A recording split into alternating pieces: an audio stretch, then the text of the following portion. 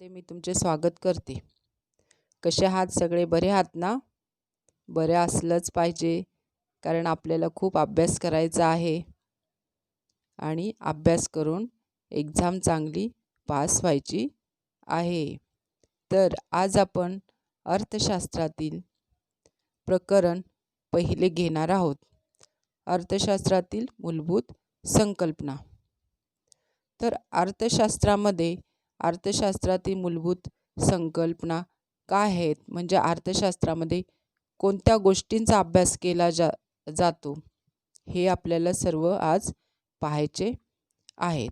तर तुमचं पुस्तक तुमच्या समोर असेलच असं मी गृहीत धरते।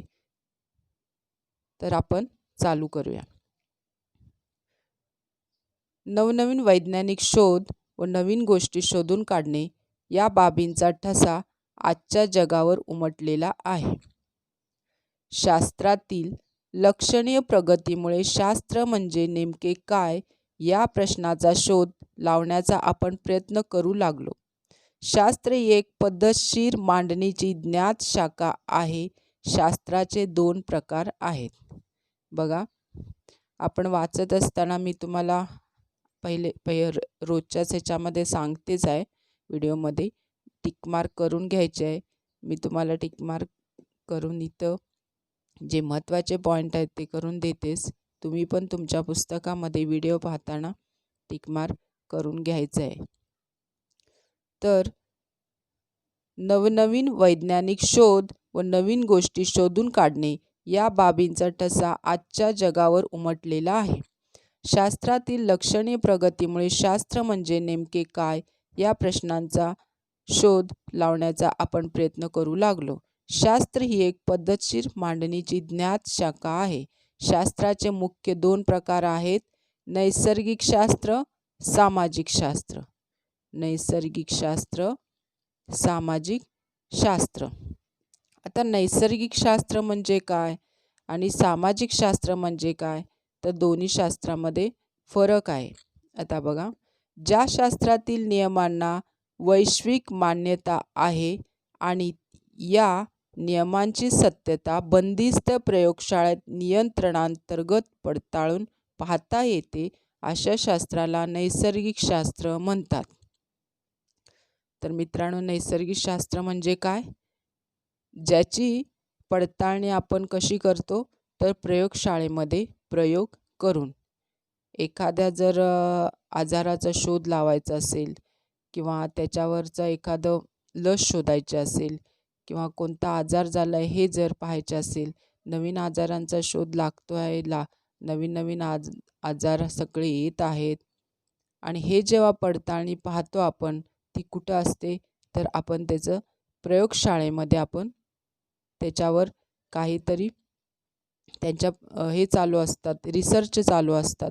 प्रयोगशाळेमध्ये त्याला पाहिलं जातं की त्याच्यावर वेगवेगळे प्रयोग करून हा कोणता आजार आहे, काय आहे, हे आपण म्हणजे बघू शकतो। अशा जे गोष्टी आहेत, हे ज्या शास्त्रामध्ये केलं जातं त्याला काय म्हणता येईल, नैसर्गिक शास्त्र। म्हणजे आपण एखादा प्रयोग करून त्याच्यावर, एखाद्या बंदिस्त प्रयोगशाळेमध्ये त्याच्यावर प्रयोग करून आपण काहीतरी निर्णयापर्यंत येऊ शकतो। अशा शास्त्राला काय म्हटले जाते, नैसर्गिक शास्त्र। प्रयोग व अनुमान यावर आधारित अभ्यासामुळे या शास्त्राला तंतोतंत शास्त्र म्हणूनही ओळखले जाते। उदाहरणार्थ गणित, पदार्थविज्ञान, रसायनशास्त्र इत्यादी। म्हणजे रसायनशास्त्रामध्ये कसं आपण वेगवेगळ्या रासायनिक गोष्टींची प्रयोगशाळेमध्ये पडताळणी करत असतो, पाहत असतो, प्रयोग करत असतो आणि त्याच्यामधून आपण काहीतरी निर्णय पर्यंत पोहोचत असतो। अशा गोष्टींचा आपण तिथं प्रयोगशाळेमध्ये प्रयोग करतो। अशा शास्त्रांना काय म्हटलं जातं, नैसर्गिक शास्त्र। आता दुसरं आहे सामाजिक शास्त्र। सामाजिक शास्त्रास वर्तणूकशास्त्र किंवा अमूर्तशास्त्र म्हणतात। सामाजिक शास्त्रात वर्तणूकशास्त्र किंवा अमूर्तशास्त्र, मी इथं टिकमार्क केलेली आहे, तुम्ही पण करून घ्या। या शास्त्रात मानवी वर्तणुकीच्या कोणत्या ना कोणत्या पैलूचा अभ्यास केला जातो। उदाहरणार्थ मानसशास्त्र हे मानवी मनाच्या वर्तणुकीशी संबंधित ज्ञान देते. सामाजिक शास्त्र हे मानव समूहातील एक घटक असून त्या संदर्भाने त्याच्या सामाजिक घटकाबाबत ज्ञान देते. मानवी वर्तणूक ही बंदिस्त प्रयोगशाळेत तपासता येत नाही. शास्त्राच्या नियमांना वैश्विक मान्यता नसते, मात्र हे नियम मानवी प्रवृत्तीच्या संदर्भाने केलेली सर्वसाधारण विधाने असतात. म्हणजे सामाजिक शास्त्र म्हणजे काय? एखाद्या समाजाचा किंवा एखाद्या गोष्टींचा अभ्यास जेव्हा केला जातो तेव्हा तो प्रयोगशाळेत केला जात नाही. तो कसा असतो? सराउंडिंग अभ्यास असतो. त्यामुळं त्याचा निश्चित एक काहीतरी आपल्याला पडताळणी मिळते. निश्चित एखादं गणित सोडवल्यानंतर एखादं निश्चित उत्तर मिळतं. तसं ह्यामध्ये होत नाही. तर पूर्ण समाजाचा किंवा समाजातील एखाद्या घटकाचा अभ्यास केला जातो. त्याच्यामध्ये एखादी म्हणजे फिक्स असे हे नसतं. म्हणजे समजा एखादा कमी 1 लाख उत्पन्न 1 लाखापेक्षा कमी उत्पन्न असणाऱ्या कुटुंबाचा जर अभ्यास करायचा असेल तर अशा वेळेला आपल्याला फिक्स अशी कोणती क्वांटिटी मिळत नाही किंवा तिथं आपण एखादे तरी मेंबर तिथून आपल्या नजरेतून निघून जाऊ शकतो. म्हणजे फिक्स असे आपल्याला हे मिळत नाही. असे ज्या शास्त्राचा अभ्यास असतो तो सामाजिक शास्त्राचा अभ्यास आहे. सामाजिक शास्त्राच्या नियमांना वैश्विक मान्यता नसते, मात्र हे नियम मानवी प्रवृत्तीच्या संदर्भाने केलेली सर्वसाधारण विधाने असतात. आता अर्थशास्त्राचा अर्थ. अर्थशास्त्र हे सामाजिक शास्त्र आहे. अर्थशास्त्र इकॉनॉमिक्स हा शब्द मूळ ग्रीक शब्द आयकोमेनिया यापासून आला आहे. याचा अर्थ कौटुंबिक व्यवस्थापन असा आहे. कौटुंबिक व्यवस्थापन. आता आपण इंग्लिशमध्ये इकॉनॉमिक्स म्हणतो. आता इकॉनॉमिक्स हा शब्द मूळ ग्रीक शब्द कोणता आहे? आयकोनोमिया. इथं पण तुम्ही टिकमार्क करून ठेवा, कारण हे महत्त्वाचं आहे, आपल्याला विचारलं जातं. पॉल सॅम्युएल्सन यांनी अर्थशास्त्राचे वर्णन सामाजिक शास्त्राची राणी असे केले आहे. टिकमार्क करायचं आहे तुम्ही. अर्थशास्त्रे मानवाच्या आर्थिक वर्तणुकीच्या अभ्यासासाठी निगडीत आहे. या शास्त्रातून मानव आपल्या अमर्यादित गरजा मर्यादित साधनाद्वारे कशा पूर्ण करतो हे हाताळले आहे. आता बघा, अमर्यादित गरजा आणि मर्यादित साधनं. आता गरजा हे आपल्याला आपल्या अमर्यादच असतात. अमर्याद म्हणजे आपल्याला हे पाहिजे, ते पाहिजे, ते पाहिजे, म्हणजे आपली गरज कधी संपतच नसते. गरज संपत नाही. समजा एखादी वस्तू आपल्याला दिली समजा आणि ती एकच वस्तू घेऊन आपण बसतो का? नाही. तर आपल्याला ते दुसरं पण पाहिजे, तिसरं पण पाहिजे, म्हणजे आपली गरज ही कधी संपतच नाही. पण गरज संपत नाही, पण साधनं कशी आहेत? मर्यादित आहेत. म्हणजे साधनं ही मर्यादित आहेत.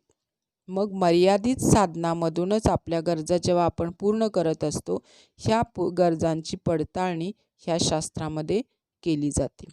अर्थशास्त्राच्या काही प्रसिद्ध व्याख्यांचा अभ्यास करून या विषयाची अधिक माहिती मिळवूया. आता प्रत्येक अर्थशास्त्रज्ञांनी त्याच्या व्याख्या वेगवेगळ्या केलेल्या आहेत, त्या आपण आता पाहायच्या आहेत.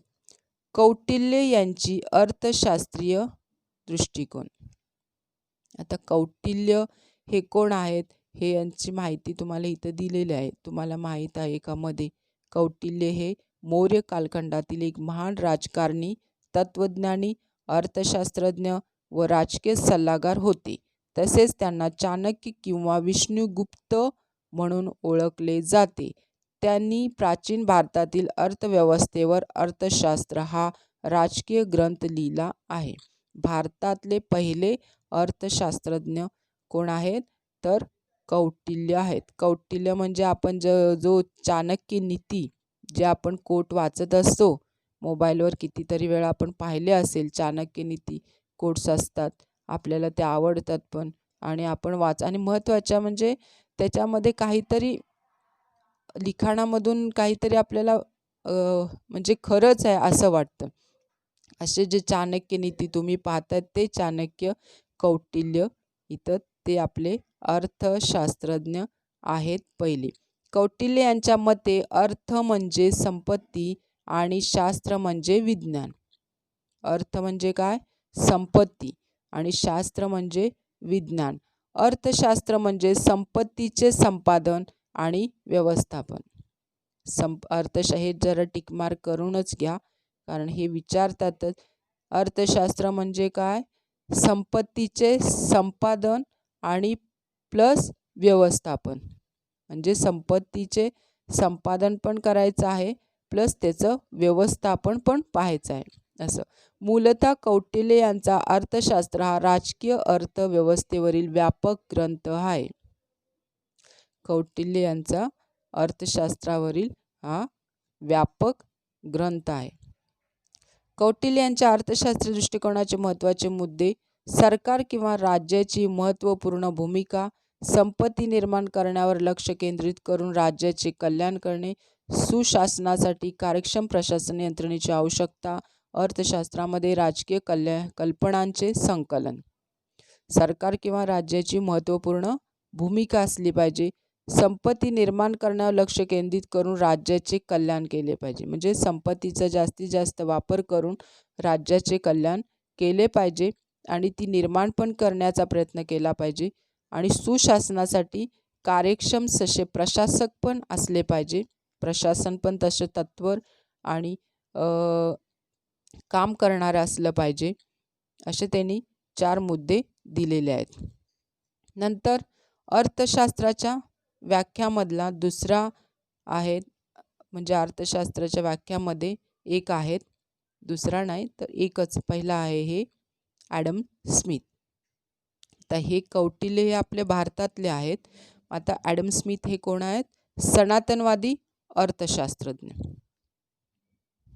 ॲडम स्मिथ हे कोण आहेत? तर सनातनवादी अर्थशास्त्रज्ञ. ॲडम स्मिथ यांना सनातनवादी अर्थशास्त्र तसेच अर्थशास्त्राचे जनक असे मानले जाते. टिकमार्क करून घ्यायचं आहे तुम्ही. ॲडम स्मिथ यांना सनातनवादी अर्थशास्त्रज्ञ तसेच अर्थशास्त्राचे जनक असे म्हणजे मानले जाते. त्यांनी अर्थशास्त्राची संपत्तीविषयक व्याख्या 1776 मध्ये प्रकाशित केलेल्या राष्ट्राची संपत्ती, इथे पण टिकमार्क करून घ्यायचं आहे. 1776ला टिकमार्क करून घ्यायचं आहे. राष्ट्राची संपत्ती अँड एन्क्वायरी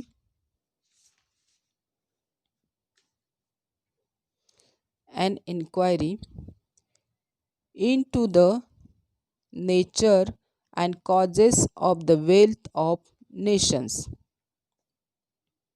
बघा, टिकमार्क करून घ्यायचे तुम्ही. सगळी इंग्लिश वर्ड आहेत त्याला पण तुम्ही हे नावाला टिकमार्क करायचे आहे.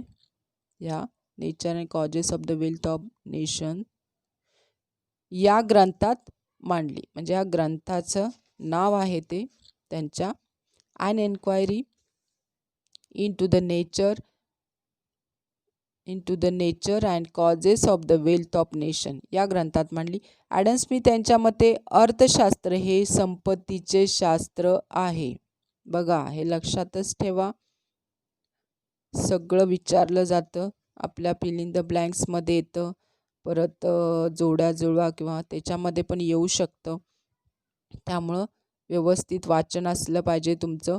ॲडम स्मिथ यांच्या मते अर्थशास्त्र हे संपत्तीचे शास्त्र आहे. ॲडम स्मिथ यांच्या व्याख्येचे महत्त्वाचे मुद्दे: निहस्तक्षेपाचे धोरण, भांडवल संपत्तीचा साठा, आर्थिक घडामोडीमध्ये नैसर्गिक नियम, वृद्धीच्या सिद्धांतामध्ये श्रम विभाजन या विशिष्ट पैलूला महत्त्व.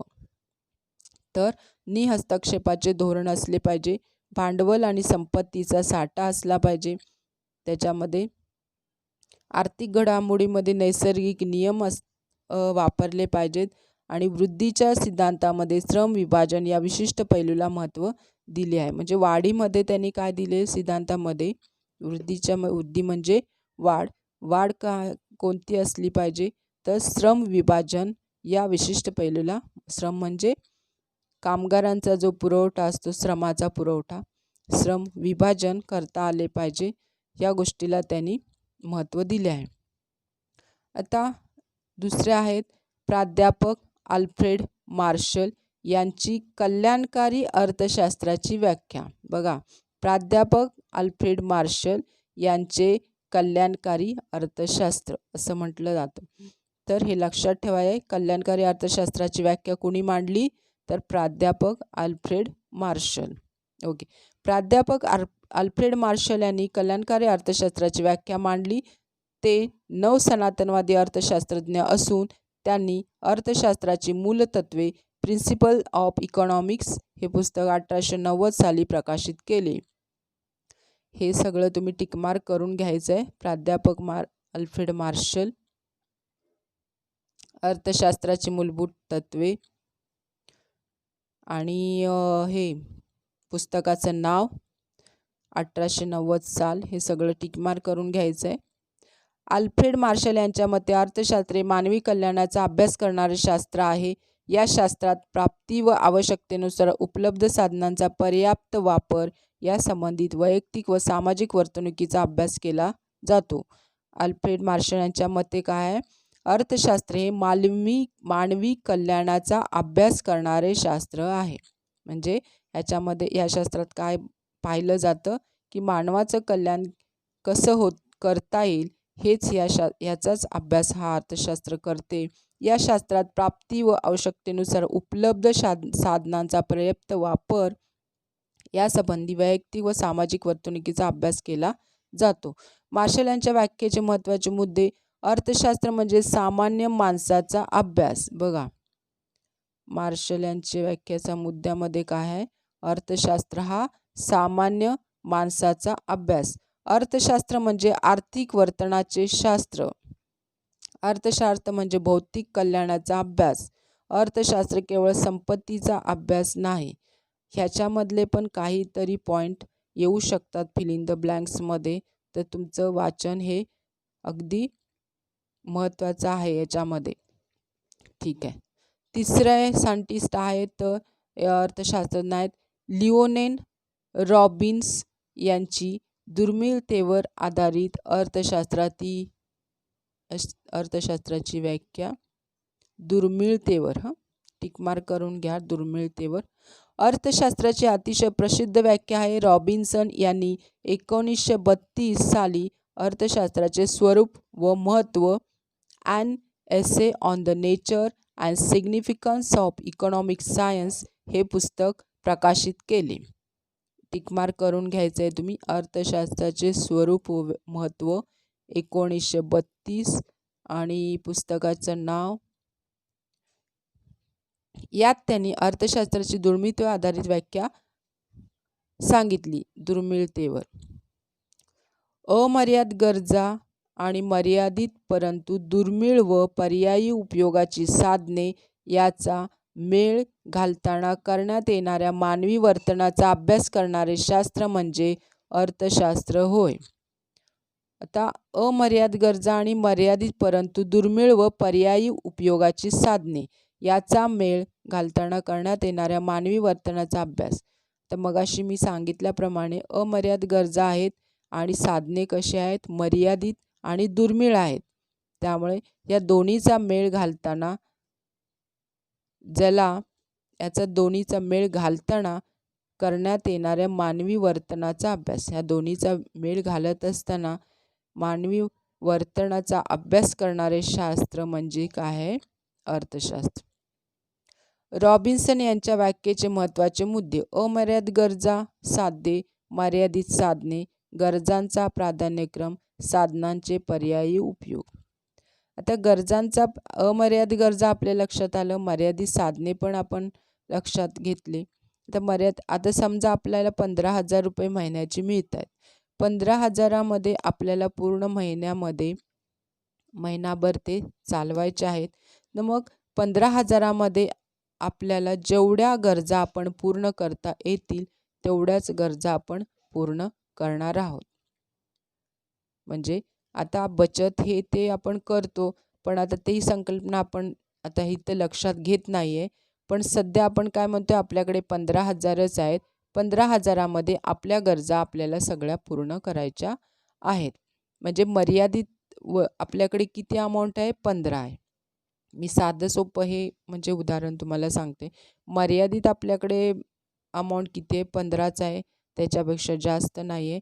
पण आपल्याला त्याच्यामध्ये पूर्ण आपल्या महिन्याभराच्या गरजा पूर्ण करायच्या आहेत.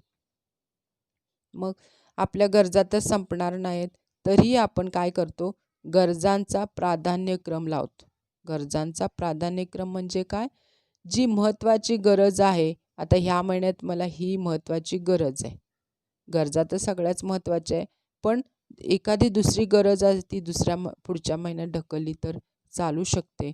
म्हणजे आपण काय करतो? गरजांचा प्राधान्यक्रम लावतो आणि त्या पद्धतीने आपण पैशाचा वापर करत असतो. साधनांचे पर्यायी उपयोग. आता साधनांचे पर्यायी उपयोग काय? म्हणजे आपण गरजांचा क्रम लावतो आणि आता उपयोग. आता समजा आपल्याकडे आपण साखर वापरते. समजा आता एकदा असं झालं माझ्याकडे, तर मी साखर आणू शकत नाही. तर साखरेला दुसरा पर्याय काय आहे? तर गूळ आहे. म्हणजे दोन्ही पण गोडच वस्तू आहेत. पण आपण काय वापरतो आहे? साखर. पण आपल्याला साखर आता मिळालेली नाही, साखर आपण आणली नाही. मग साखरेला पर्याय काय आहे? तर गूळ आहे. मग आपण काय करतो? गूळ घेतो. म्हणजे साधनांचे पर्यायी उपयोग, म्हणजे पर्यायी आपण वस्तू निवडण्याचा प्रयत्न कर. हे सगळा अभ्यास तुम्हाला अजून पुढे आहे. बस तात्पुरतं मी तुम्हाला एक पॉईंट तुम्हाला हा विश्लेषण करून सांगते आहे. आता अर्थशास्त्राच्या शाखा. सर रॅग्नर फ्रिश यांनी 1933 साली अर्थशास्त्राची 2 शाखांमध्ये विभागणी केली. त्या शाखा म्हणजे सूक्ष्म अर्थशास्त्र व स्थूल अर्थशास्त्र होय. हे शब्द ग्रीक शब्द मायक्रोस व मॅक्रोस यापासून आले आहेत. मायक्रोस अँड मॅक्रोस, सूक्ष्म आणि स्थूल. सूक्ष्म म्हणजे काय? आता त्याचा अर्थ तुम्हाला खाली दिलेलाच आहे. सूक्ष्म अर्थशास्त्र. सूक्ष्म म्हणजे लहान. सूक्ष्म अर्थशास्त्रात वैयक्तिक घटकाच्या आर्थिक वर्तनाचा अभ्यास केला जातो. उदाहरण कुटुंब, कामगार, फर्म, उद्योग इत्यादी. सूक्ष्म म्हणजे काय? लहानात लहान वस्तूचा, लहानात लहान गोष्टीचा अभ्यास ज्या शास्त्रात केला जातो त्याला सूक्ष्म अर्थशास्त्र म्हणतात. उदाहरण कुटुंब, एखादं कुटुंब, कामगार, फर्म, उद्योग. एखादं कुटुंब म्हणजे समजा मी 1 लाखाच्या पेक्षा कमी उत्पन्न असणारे कुटुंब, किंवा कामगार, किंवा 8,000 किंवा 5,000 रुपये पगार वेतन असणारे कामगार. असं म्हणजे एखाद्या कोणत्या तरी एकाच गोष्टीचा अभ्यास केला जातो. अगदी सूक्ष्म लहानात लहान गोष्टीचा अभ्यास केला जातो, तिथं सूक्ष्म अर्थशास्त्र म्हणतात. आता केनेथ बोल्डिंग यांची सूक्ष्म अर्थशास्त्राची व्याख्या.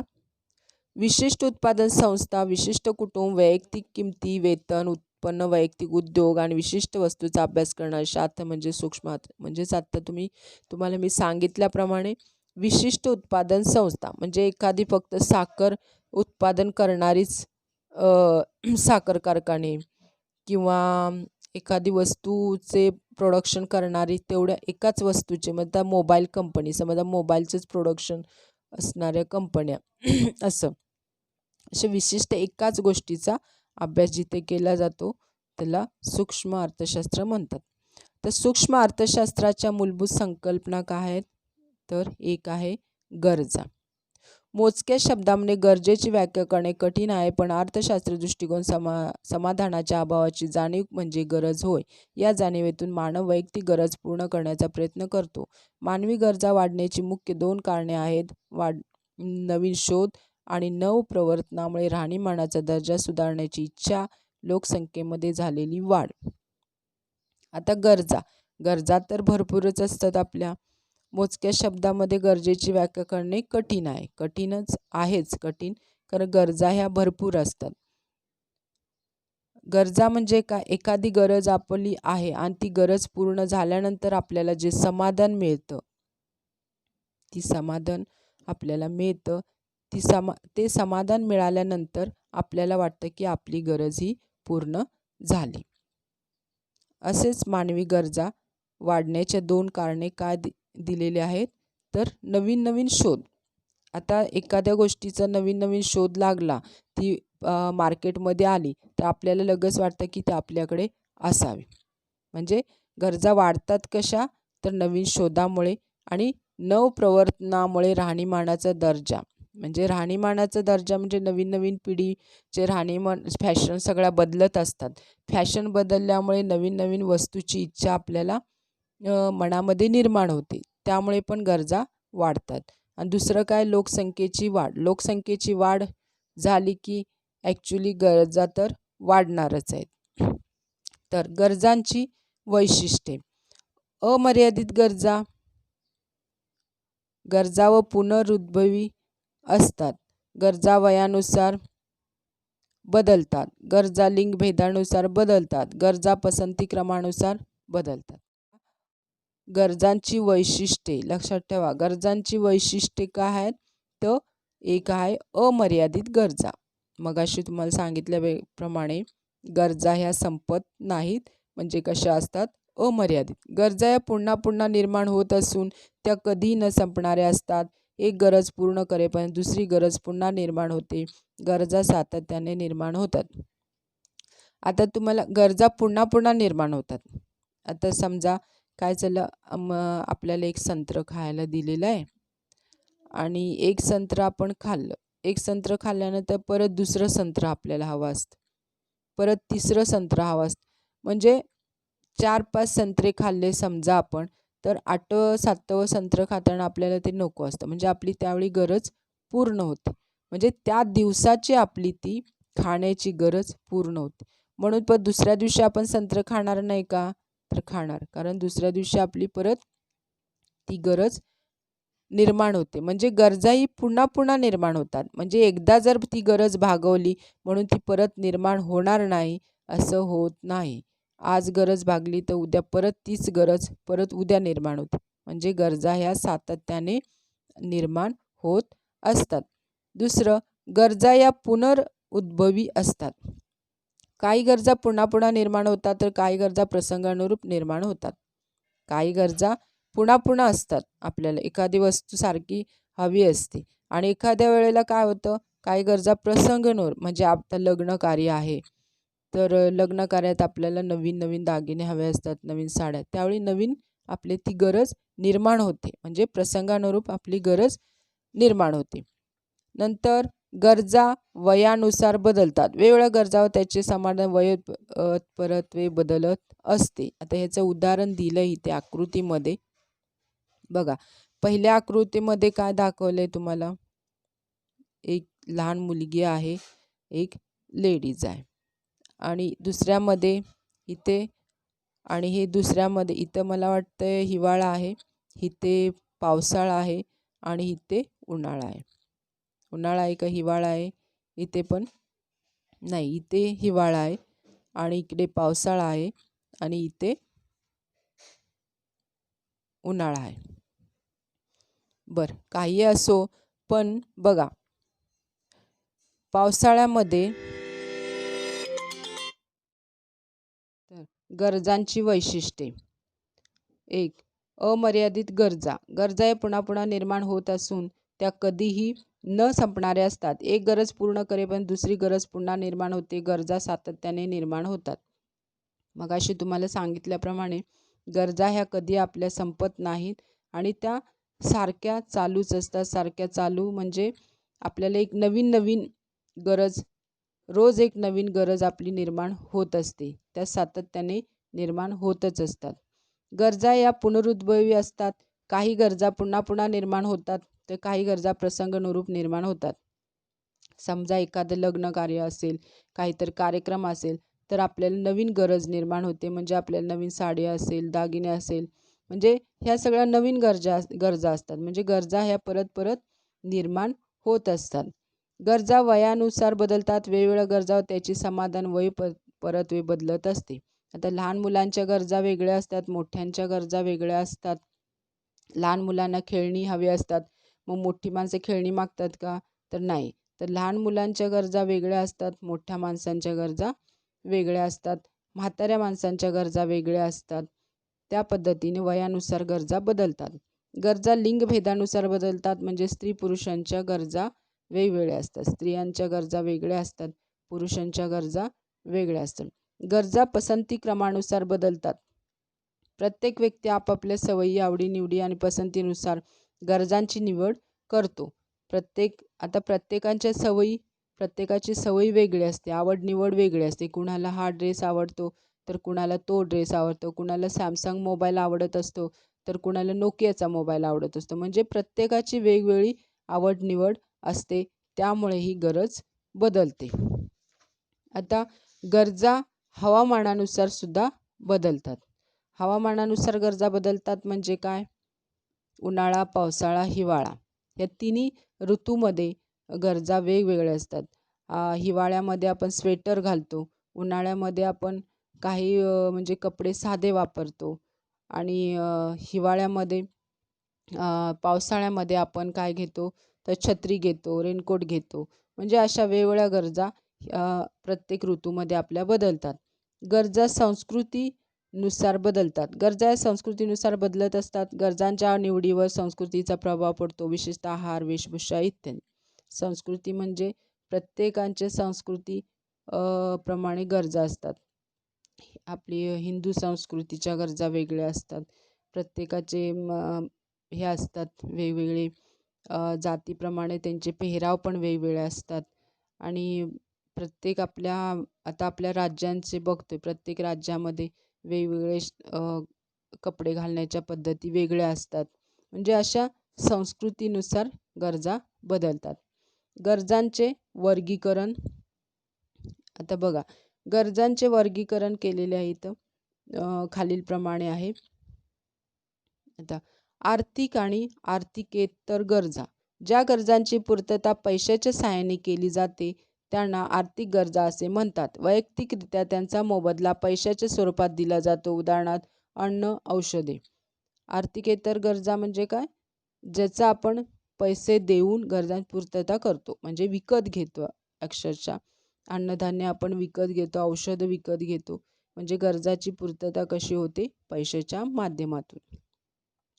ज्या गरजा पैशाशिवाय पूर्ण करता येतात त्या म्हणजे आर्थिकेतर गरजा. हवा, सूर्यप्रकाश. आता ह्या कशा? नैसर्गिक गरजा. नैसर्गिक साधनं आहेत, हवा आणि सूर्यप्रकाश ही निसर्गानं आपल्याला कायमस्वरूपी अगदी फ्रीमध्ये दिलेली साधनं आहेत. आणि त्याची आपण ती गरज, आपली जी हवेची, सूर्यप्रकाशाची गरज असते ती आपण पूर्ण करून घेत असतो.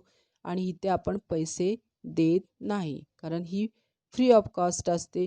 आणि आपण ही जन्मल्यापासून मरेपर्यंत आपण हवा, सूर्यप्रकाश अगदी घेत असतो. म्हणजे इथे आपण पैसे मोजत नाही. अशा गरजांना काय म्हटलेलं आहे? आर्थिकेतर गरजा. वैयक्तिक गरजा आणि सामूहिक गरजा. ज्या गरजा वैयक्तिक पातळीवर पूर्ण केल्या जातात त्यांना वैयक्तिक गरजा असे म्हणतात. उदाहरण डॉक्टरांचा स्टेथोस्कोप, न्यायाधीशाचा कोट. सामूहिक गरजा या सामाजिक गरजा आहेत जे ते गरजांची सामूहिक पूर्तता होते. उदाहरणार्थ रेल्वे प्रवास. बघा, ज्या गरजा वैयक्तिक पातळीवर पूर्ण केल्या जातात, वैयक्तिक म्हणजे वैयक्तिकरित्या. आता डॉक्टरांचा, आपण जे डॉक्टरांच्याकडे जातो, हे कसे ते वैयक्तिक एकटे, म्हणजे डॉक्टर हे पर्सनली तुम्हाला ट्रीटमेंट देत असतात. तसंच न्यायाधीशाचा कोड, डॉक्टरांचं स्टेथोस्कोप. आता स्टेथोस्कोप कोण वापरतं? फक्त डॉक्टरच वापरतात. न्यायाधीशाचा कोट कोण वापरतं? न्यायाधीशच वापरतं. वकिलांचा काळा कोट कोण वापरतं? वकीलच वापरतं. दुसरं कोण वापरतं का? तर नाही. म्हणजे त्यांची ती वैयक्तिक गरज आहे. डॉक्टरांचा किंवा पांढरा कोट असतो, हा त्यांची वैयक्तिक गरज आहे आणि ते दुसरे वापरत नाहीत. सामायिक गरजा व सामाजिक गरजा आहेत जिथे गरजांची सामूहिक पूर्तता होते. रेल्वे प्रवास. आता रेल्वे प्रवास हा कसा? सर्वांसाठी आहे. सर्वजण एकत्र प्रवास करतात. तिथं एकट्या माणसासाठी रेल्वे प्रवास आहे का? तर नाही. ती एक सामूहिक गरज आहे. आता दुसरा, जीवनावश्यक सुखसोयीच्या आणि चैनीच्या गरजा. मूलभूत गरजा म्हणजे जीवनावश्यक गरजा होय. उदाहरण अन्न, वस्त्र, निवारा, शिक्षण, आरोग्य इत्यादी. ज्या गरजा व्यक्तीला जीवनामध्ये सुख समाधान देतात त्यांना सुखसोयीच्या गरजा असे म्हणतात. उदाहरणार्थ धुलाई यंत्र, मिक्सर, प्रेशर कुकर इत्यादी. ज्या गरजामुळे व्यक्तीला आनंद व सामाजिक प्रतिष्ठा मिळते त्यांना चैनीच्या गरजा असे म्हणतात. वातानुकूलित गाडी, फर्निचरयुक्त घर. आता मूलभूत गरजा म्हणजे काय आहेत? अन्न, वस्त्र, निवारा आणि शिक्षण, आरोग्य. अशा आपल्या अन्न, वस्त्र, निवारा ह्या महत्त्वाच्या 3 मूलभूत गरजा आहेत. पण शिक्षण, आरोग्य हे पण महत्त्वाचं आहे. म्हणून आता आपण 5 गरजा ह्या महत्त्वाच्या मूलभूत मानल्या जातात. तर ह्या 5 गरजाच्या व्यतिरिक्त ज्या गरजा व्यक्तीला जीवनामध्ये सुख समाधान देतात त्यांना सुखसोयीच्या गरजा असे म्हणतात. आता सुखसोयीच्या गरजा धुलाई यंत्र म्हणजे काय आहे? आपलं धुलाई यंत्र म्हणजे काय? वॉशिंग मशीन आणि प्रेशर कुकर, मिक्सर ह्या ज्या वस्तू आहेत त्या आपल्याला आपली जरा म्हणजे मेहनत कमी व्हावी म्हणून आपण ती वापरतो. म्हणजे ह्या जास्त सुखसोयीच्या वस्तू आहेत. ज्या गरजामुळे व्यक्तीला आनंद व सामाजिक प्रतिष्ठा मिळते त्यांना चैनीच्या गरजा असे म्हणतात. आता वातानुकूलित गाडी. आता एखाद्याकडे गाडी आहे तर 4 व्हीलर आहे, अरे ही एवढी मोठी आहे, म्हणजे त्यांना कसं होतं, आपण जरा त्यांची जरा कशी होती सामाजिक प्रतिष्ठा त्यांना मिळते. म्हणजे ह्यांच्याकडे 4 व्हीलर आहे म्हणजे त्यांचे जरा स्टेटस वाढलं म्हणजे वाढतंच ना, असं म्हणजे आपण त्यांना काय म्हणतो, प्रतिष्ठा मिळते त्यांना. अशा ज्या गरजा असतात त्या कशा आहेत? चैनीच्या गरजा आहेत. आता दुसरा मुद्दा आहे वस्तू आणि सेवा. ही एक अर्थशास्त्रामधील प्रसिद्ध संकल्पना आहे. ज्या घटकाद्वारे मानवी गरज पूर्ण केली जाते त्यास वस्तू असे म्हणतात. वस्तूंना भौतिक अस्तित्व असते. उदाहरण शिक्षकाने वापरलेला खडू. सेवा देखील मानवी गरजा भागवतात परंतु सेवांना भौतिक अस्तित्व नसते. उदाहरण शिक्षकाचे शिकवणे. आता वस्तू आणि सेवा. एखादी वस्तू आपण वापरतो तेव्हा ती वस्तू असते आणि एखादी सेवा पुरवली जाते तिला आपण सेवा म्हणतो. आता ज्या घटकाद्वारे मानवी गरज पूर्ण केली जाते त्यास वस्तू म्हणतात. वस्तूंना भौतिक अस्तित्व असते. म्हणजे शिक्षकाने वापरलेला खडू म्हणजे लिहिण्याची जी आपली गरज आहे ती आपण कशाने पूर्ण करतो? खडूने. आता सेवा म्हणजे शिक्षकाचे शिकवणे. आता शिक्षकाने जी शिक्षक जो शिकवतो तुम्हाला ती काय आहे? एक प्रकारची सेवा आहे. म्हणजे ती आपल्याला दिसत नाही डोळ्यांनी, म्हणजे अशी वस्तूसारखी ती दिसत नाही पण ती आपण अनुभवतो. शिक्षकाचे शिकवणे. आता तिसरा मुद्दा आहे उपयोगिता. वस्तू व सेवामध्ये असणारी मानवी गरज भागवण्याची क्षमता म्हणजे उपयोगिता होय. आता मगाशी उपयोगिता तुम्हाला मी सांगितलेले आहे. एखादी वस्तू आपण एखादं संत्र आपण खात असतो, मग एक संत्र आपण खातोय तर आपलं मन भरत नाही, परत आपण दुसरं मागवतो, मग तिसरं मागवतो, मग चौथं, 5वं, 6वं असे 6 संत्रे आपण खाल्ल्यानंतर आपल्या मनाची तृप्ती होते. किंवा 7 संत्री खातोय आपण, अशी वस्तू म्हणजे त्या संत्र्यामध्ये तुमची गरज भागवण्याची क्षमता आहे म्हणजे त्याच्यामध्ये त्याला आपण काय म्हणणार आहे? उपयोगिता आहे. म्हणजे वस्तू व सेवामध्ये असणारी मानवी गरज भागवण्याची क्षमता म्हणजे उपयोगिता आहे. म्हणजे संत्र्यामध्ये काय आहे? तर उपयोगिता आहे. आपली गरज ती पूर्ण करतं. आता 5वा मुद्दा आहे संपत्ती. संपत्ती म्हणजे ज्या वस्तूला बाजार मूल्य असते व त्याच वस्तूची देवाणघेवाण करता येते अशा वस्तूंना संपत्ती असे म्हणतात. संपत्तीची वैशिष्ट्ये बघा. संपत्ती म्हणजे काय? वस्तूला बाजारात मूल्य असते, त्याच वस्तूची देवाणघेवाण करता येते. जी वस्तू आपल्याला विकत घ्यायची म्हणजे विकत घेतो म्हणजे तिला मूल्य असते त्या वस्तूला आणि त्याच वस्तूची देवाणघेवाण करत असतो. अशा वस्तूंना काय म्हणतो आपण? संपत्ती. आता संपत्तीची वैशिष्ट्ये काय आहेत? तर उपयोगिता, दुर्मिळता, विनिमयता, मनुष्य बाह्यता. उपयोगिता म्हणजे मगाशी तुम्हाला सांगितल्याप्रमाणे एखाद्या वस्तूमध्ये आपली गरज भागवण्याची क्षमता असली पाहिजे म्हणजे उपयोगिता. दुर्मिळता म्हणजे संपत्ती ही कशी दुर्मिळ बाब असते. विनिमयता तिचे विनिमय करता आले पाहिजे. आणि मनुष्यबाह्यता मनुष्यबाह्यता म्हणजे काय? मानवी शरीर. आता ह्याची सगळ्यांची खाली परत पॉईंटचे डिस्क्रिप्शन दिलेलेच आहे, तुम्हाला माहिती दिलेली आहे. उपयोगिता म्हणजे काय? वस्तूमध्ये मानवाची गरज पूर्ण करण्याची क्षमता असली पाहिजे, उदाहरणार्थ फर्निचर, फ्रीज इत्यादी. दुर्मिळता मागणीच्या तुलनेत वस्तूचा पुरवठा दुर्मिळ असेल तर त्याचा समावेश संपत्तीमध्ये होतो, उदाहरणार्थ सर्व आर्थिक वस्तू, ज्या वस्तूसाठी किंमत मोजली जाते. विनिमयता वस्तूचा विनिमय एका व्यक्तीकडून दुसऱ्या व्यक्तीकडे एका ठिकाणून दुसऱ्या ठिकाणी करता आला पाहिजे. ज्या वस्तू मूर्त असतात त्याचे हस्तांतरण एका ठिकाणून दुसऱ्या ठिकाणी होते, उदाहरण वाहने, दागदाणे इत्यादी.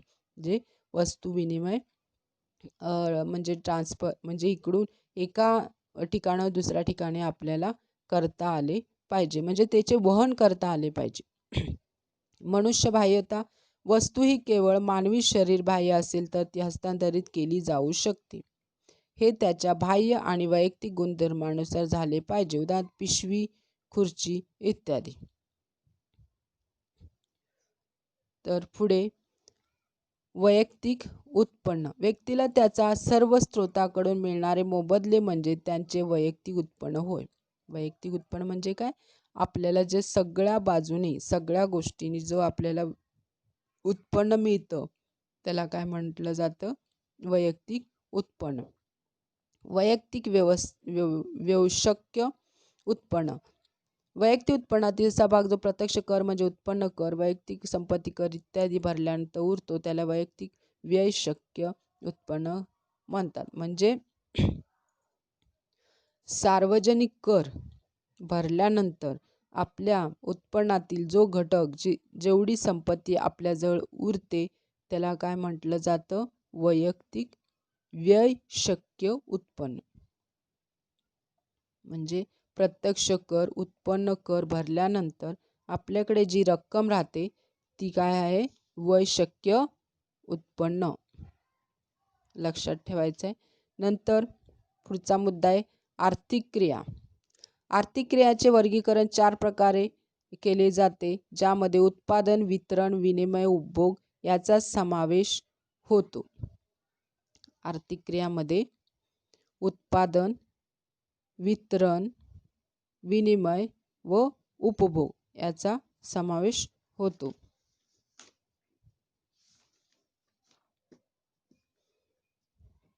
पुढे उत्पादन उपयोगितांची निर्मिती म्हणजे उत्पादन होय. भूमी, श्रम, भांडवल आणि संयोजक हे 4 उत्पादनाचे प्रमुख घटक आहेत.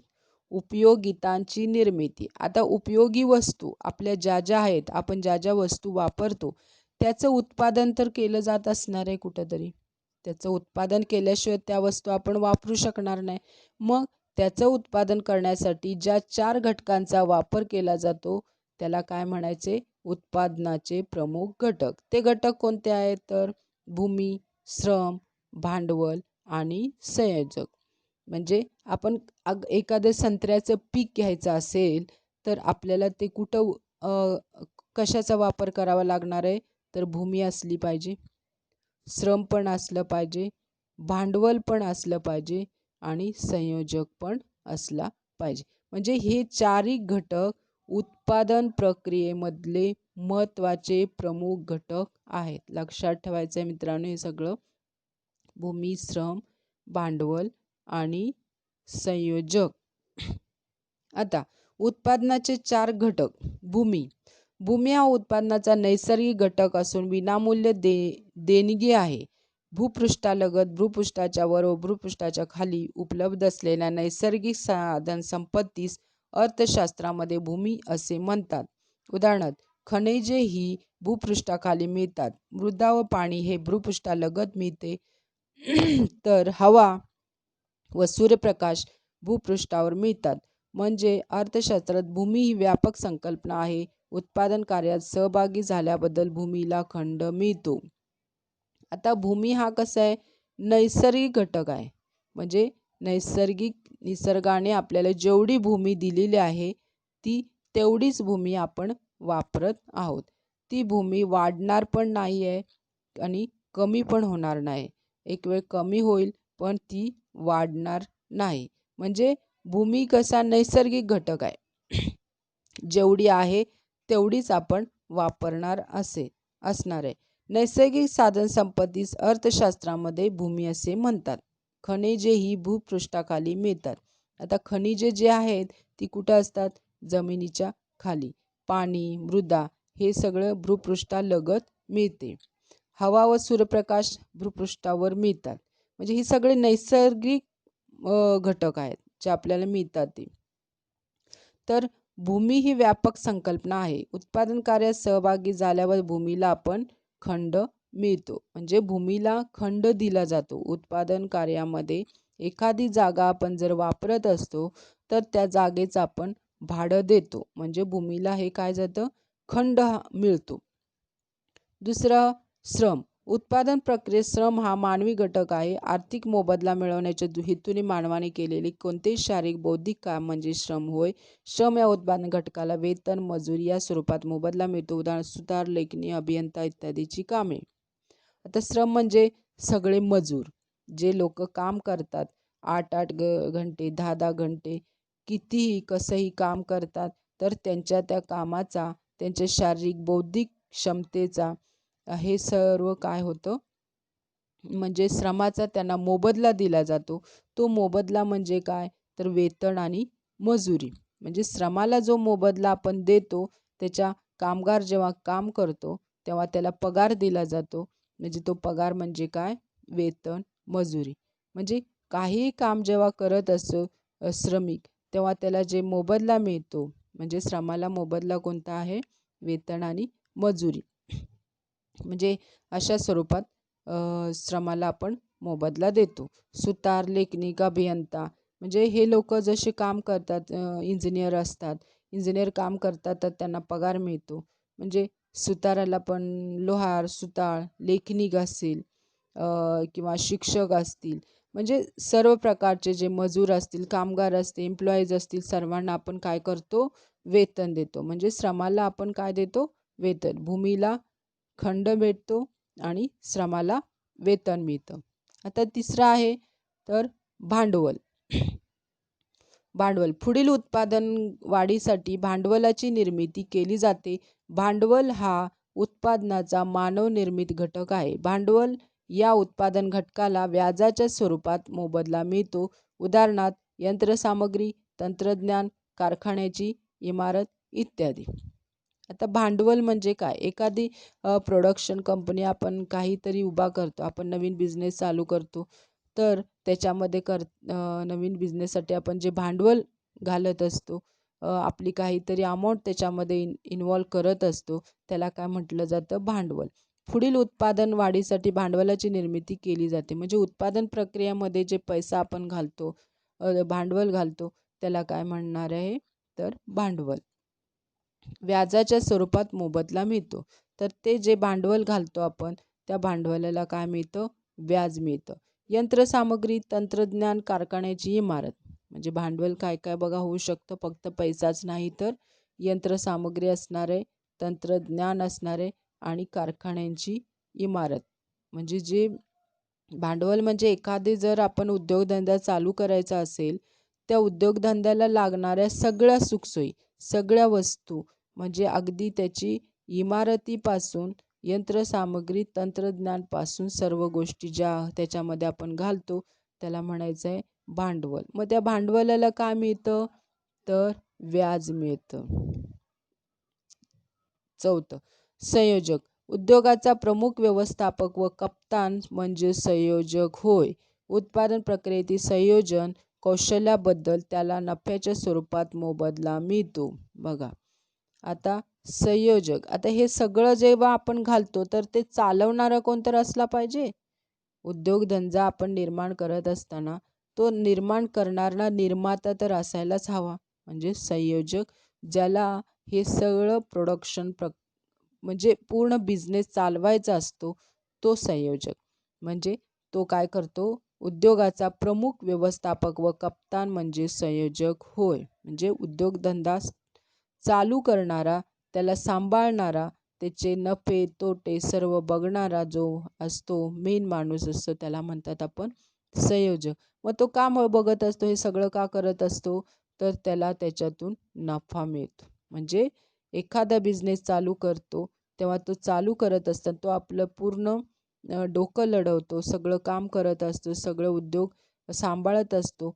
कशासाठी सांभाळतो? तर त्या उद्योगातून त्याला काहीतरी नफा मिळावा म्हणून. दुसरं वितरण, विनिमय, उपभोग. उत्पादनाचे समाजाच्या विविध भागामध्ये वितरण होते.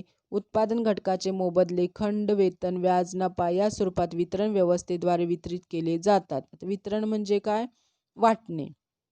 तर प्रत्येकाला जे जे त्याचा मोबदला दिला जातो त्याला म्हणायचं वितरण. जमिनीला खंड दिला जातो, श्रमाला वेतन दिलं जातं, नंतर भांडवलाला व्याज दिलं जातं आणि संयोजकाला नफा मिळतो. म्हणजे हे सगळं त्यांचं वितरण होतं. आता विनिमय. विनिमय म्हणजे आर्थिक वस्तू व सेवांची देवाणघेवाण किंवा खरेदी विक्री होय. अर्थशास्त्रामध्ये विनिमय प्रामुख्याने आर्थिक व्यवहाराशी संबंधित आहे. विनिमय म्हणजे काय आहे? तर वस्तूची देवाणघेवाण करणे, खरेदी विक्री करणे. नंतर उपभोग. उपभोग म्हणजे मानवी गरजा पूर्ण करण्यासाठी वस्तू व सेवांचा उपयोग करणे होय. उपभोग, एखाद्या वस्तूचा उपभोग घेणे म्हणजे काय? मानवी गरजा पूर्ण करणे आहे. पुढं स्थूल अर्थशास्त्र. स्थूल म्हणजे मोठे किंवा एकूण. स्थूल अर्थशास्त्रामध्ये एकूण घटकाचा म्हणजे एकूण रोजगार, राष्ट्रीय उत्पादन, एकूण गुंतवणूक, एकूण बचत, एकूण उपभोग, एकूण पुरवठा व एकूण मागणी, सामान्य किंमत पातळी इत्यादीचा अभ्यास केला जातो. स्थूल म्हणजे काय? मोठ्या प्रमाणात. मोठ्या प्रमाणात म्हणजे एखाद्या एकूण गोष्टीचा अभ्यास केला जातो. एकूण रोजगार, एकूण राष्ट्रीय उत्पन्न, गुंतवणूक, एकूण बचत अशा ज्या सामाजिक गोष्टीचा अभ्यास केला जातो तिथे त्याला म्हणायचं स्थूल अर्थशास्त्र. केनेथ बोल्डिंग यांची स्थूल अर्थशास्त्राची व्याख्या बघा, टिकमार्क करून घ्या. Kenneth Boulding. स्थूल अर्थशास्त्राचा संबंध वैयक्तिक परिमाणाशी नसून एकूण परिमाणाशी येतो. वैयक्तिक उत्पन्नाशी नसून राष्ट्रीय उत्पन्नाशी येतो. वैयक्तिक किमतीशी नसून सर्वसाधारण किंमत पातळीशी येतो. तसेच वैयक्तिक उत्पादनाशी नसून राष्ट्रीय उत्पादनाशी येतो. बघा, अर्थशास्त्राची व्याख्या ही मोठी आहे केनेथ बोल्डिंग यांची, पण काही पॉईंट तुम्ही लक्षात ठेवायचे आहेत. स्थूल अर्थशास्त्राचा वैयक्तिक परिमाणाशी नसून एकूण परिमाणाशी येतो. वैयक्तिक उत्पन्नाशी नसून राष्ट्रीय उत्पन्नाशी येतो. वैयक्तिक किमतीशी नसून सर्वसाधारण किंमत पातळीशी येतो. तसेच वैयक्तिक उत्पादनाशी नसून राष्ट्रीय उत्पादनाशी येतो. स्थूल अर्थशास्त्राच्या मूलभूत संकल्पना. 1. राष्ट्रीय उत्पन्न. राष्ट्रीय उत्पन्न हे देशाच्या आर्थिक व्यवहाराशी संबंधित असते. त्याला देशाचे एकूण उत्पन्न असे म्हणतात.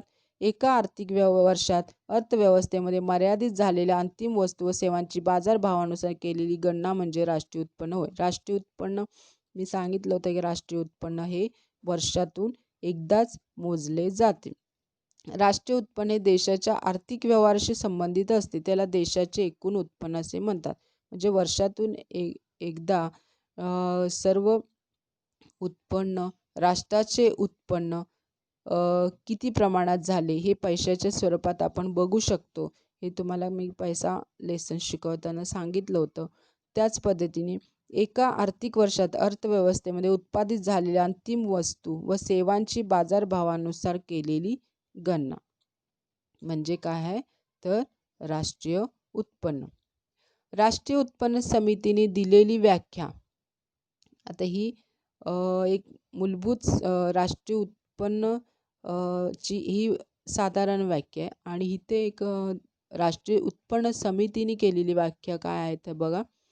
राष्ट्रीय उत्पन्न म्हणजे एखाद्या विशिष्ट कालखंडात उत्पादित करण्यात आलेल्या वस्तू व सेवांची दुहेरी गणना टाळून केलेले मापन होय.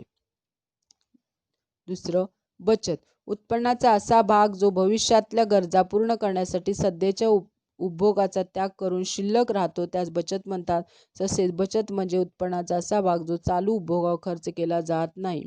आता बचत करणे म्हणजे काय हे आपल्याला तर माहीतच आहे.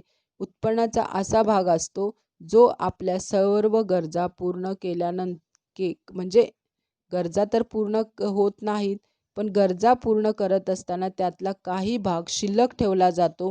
तो शिल्लक भाग आपण उत्पन्नाचा गरजांच्यावर वापरत नाही असा जो भाग आहे तो काय आहे? बचत. गुंतवणूक, बचतीतून भांडवलाची निर्मिती होते आणि भांडवलाचा वापर उत्पादन प्रक्रियेसाठी करणे म्हणजे गुंतवणूक होय. यंत्रसामग्री, उपकरणे. मगाशी तुम्हाला सांगितलंच, मी एखादा बिझनेस चालू करत असतो तेव्हा आपल्याला वस्तू लागत असतात, यंत्रसामुग्री लागते, उपकरणे लागतात. त्यासाठी जे आपण भांडवल गुंतवणूक करतो त्याला आपण म्हणतो गुंतवणूक. व्यापार चक्र, अर्थव्यवस्थेत घडून येणाऱ्या आर्थिक चढउतारामुळे जे व्यापारात बदल घडून येतात त्यांना व्यापार चक्रे असे म्हणतात.